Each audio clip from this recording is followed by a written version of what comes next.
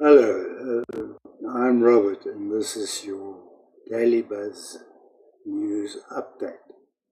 The South African Police Services in the Western Cape have opened up the murder and attempted murder cases for investigation following the shooting in the Marikana informal settlement. SAP says 3 men and women were shot dead and another person was injured during the incident. Reports from the scene indicate that 2 gunmen entered a yard on Dyser Road at about 9:30 p.m. and fired several shots.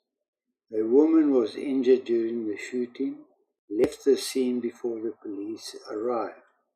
5 suspects have been arrested in connection with the shooting. The incident follows another deadly shooting in an informal settlement in the Western Cape last month. 3 people were shot dead at Freedom Way in Joe Slovo, Milnerton on Sunday night.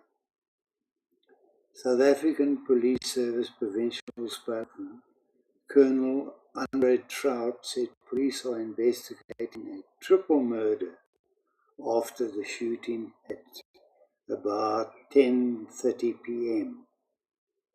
Officers who arrived at the scene found a silver Toyota Avanza with multiple bullet holes.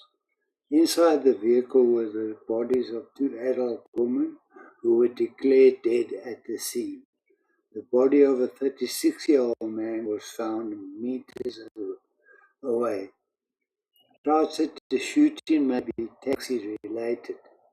Meanwhile, Western Cape Police are continuing a manhunt for those responsible for the murder of a 33-year-old Islamic scholar who was shot and killed in Lentegeur, Mitchells Plain, on the first night of Ramadan after returning from prayers at the mosque.